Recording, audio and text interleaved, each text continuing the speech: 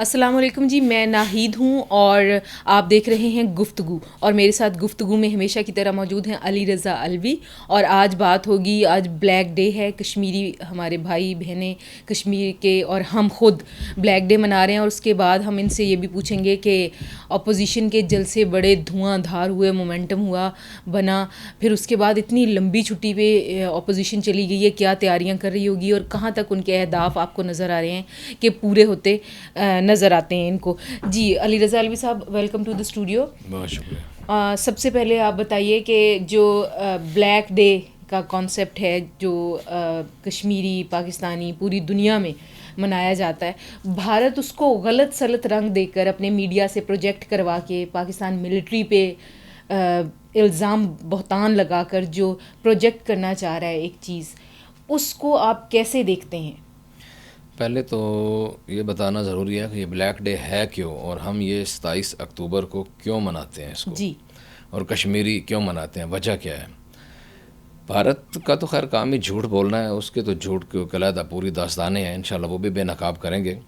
لیکن انہوں نے ہماری طرف سے اور کشمیر کی طرف سے جب پاکستان اور یہ سارا تقسیم ہو گئی، کچھ حصہ بھارت کے پاس چلا گیا، پاکستان علیحدہ بن گیا، اور یہ کشمیر والا جو ایریا تھا، فارمولہ یہی تھا، اس کی تقسیم ہند کا فارمولہ یہ تھا کہ مسلم اکثریت علاقے پاکستان کے پاس چلے جائیں گے، ہندو اکثریت علاقے ہندوستان کے پاس چلے جائیں گے.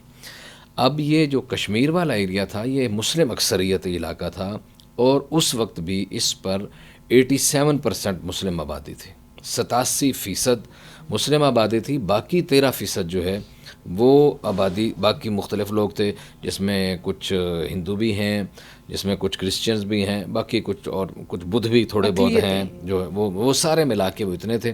سب سے زیادہ یہ مسلم آبادی تھی، اور اس کو ایس پر جو ایک پلان تھا، جس کے جو ایک تقسیم کا فارمولہ طے ہوا تھا، اس کے مطابق یہ پاکستان کا حصہ اس کو بننا چاہیے تھا اور پاکستان کا حصہ ہونا چاہیے تھا. ہوا یہ کہ نہرو کیونکہ بنیادی طور پر خود کشمیری تھا، اس کی خواہش یہ تھی کہ یہ کشمیر جو ہے یہ پاکستان کے ساتھ شامل نہ ہو.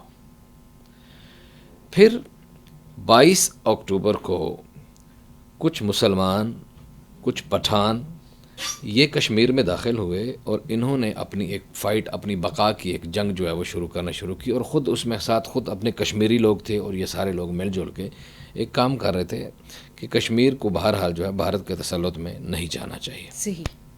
کشمیری خود ظاہر ہے کشمیری، اور ان کے ساتھ ظاہر ہے کہ باقی یہی ایک کریکشن ہے جو میں بنانا چاہ رہی ہوں کہ یہ خود کشمیری تھے جنہوں نے اپنی جد و جہد شروع کی.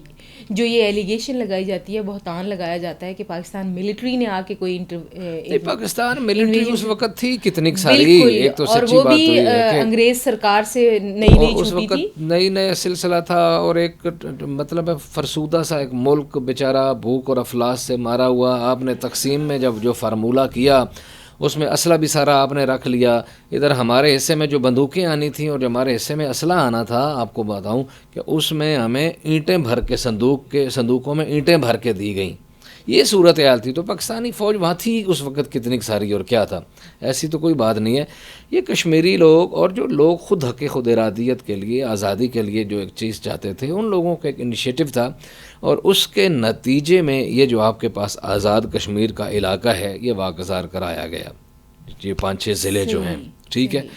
اس کے بعد 27 اکتوبر کو بھارت نے اپنی فوجیں وہاں ڈالیں. فوجیں انہوں نے ڈالیں، انہوں نے قبضہ کیا، اور انہوں نے وہاں بے تحاشا قسم کا اندھا دھند کشمیریوں کا قتل عام کیا، اور وہاں لوگوں کو مار دھاڑ، گرفتاریاں، اور وہ سلسلہ 1947 میں جو شروع ہوا ہے وہ آج تک جاری ہے. آج کی تاریخ جب ہم یہاں بیٹھ کے بات کر رہے ہیں 27 اکتوبر 2020 کو، تو آج بھی یہ تاریخ کام جو ہے وہ جاری ہے، اور اس میں کوئی رکاوٹ نہیں ہے، کوئی اس میں کوئی شرم حیا والی بات نہیں.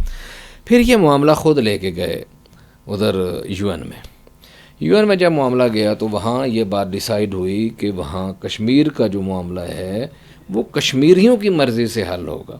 کشمیر کا معاملہ جو ہے یہ باہر کے کسی فورس کی وجہ سے یا اور کوئی بندہ جو ہے وہ نہیں کر سکتا، کشمیری خود کریں گے. مطلب یو این میں جانے کا بھی بھارت کو فائدہ نہیں ہوا نا. انہوں نے یہ کہا. اب انہوں نے کیا کہا، اب یہاں ایک لطیفہ بھی ہے اور ایک المیہ بھی ہے، دونوں چیزیں ہیں یہاں، کہ انہوں نے وہاں یہ بات کی کہ ٹھیک ہے پھر ہم وہاں حق خود ارادیت والا جو معاملہ ہے اس کو وہاں دیکھ لیں گے کہ وہاں ایک ووٹنگ کروا لیں گے کہ یہ لوگ یا ریفرینڈم جس کو کہہ لیں کہ یہ کہاں جاتا ہے اور اس مسئلے کو کیسے حل کرنا ہے. لیکن کریں گے کب سے؟ جب یہاں ایک جنگی کیفیت جو ہے وہ ختم ہو جائے گی. اچھا یہ انہوں نے کہا. اچھا اب یہی المیہ ہے اور یہی لطیفہ ہے کہ وہ تو اگر اس وقت 47 میں ایک تھوڑا سا ایک معاملہ ہوا اور کشمیریوں نے اپنے آزادی کی لڑائی لڑنا شروع کی ڈوگرا راج کے خلاف اور باقی لوگوں کے خلاف، تو اس کے بعد سے لے کے وہ دن اور آج کا دن بھارت نے وہاں سکون ہونے ہی نہیں دیا، امن ہونے ہی نہیں دیا. اور حتیٰ کہ پھر یہ 5 اگست ہو جاتا ہے اور جو ہے نہ نومن تیل ہوگا نہ رادھا ناچے گی، اور مسلسل وہی والا حساب ان ہے. لوگوں کو لاکھوں کی تعداد میں ایک فوج ہے جس نے بلیک میل بھی کیا ہوا ہے، جس نے ان کو ایک حراست میں رکھا ہوا ہے، ایک جیل بنا دی ہے. اور کشمیر جو ہے بہرحال کشمیر کا مقدمہ عالمی فورم پہ ہے اور انشاءاللہ کوئی ایسی بات نہیں ہے. اس میں کامیاب و کامران ہونا ہے اور کشمیریوں کو ایک نہ ایک دن آزادی ضرور ملنی ہے. بھارت جو مرضی ڈرامے کر لے، بھارت نے کامیاب نہیں ہونا. لیکن المیہ یہ ہے کہ اس میں لاکھوں لوگوں کی جانیں جا چکی ہیں، ہزاروں خواتین جو ہیں وہ بیچاری بیوہ ہو چکی ہیں، بہت سارے لوگ جو ہیں ان کے آنکھیں جا چکی ہیں، بہت سارے لوگ لاپتہ ہو چکے ہیں، بہت سارے لوگوں کو اجتماعی قبروں میں ڈال دیا گیا ہے.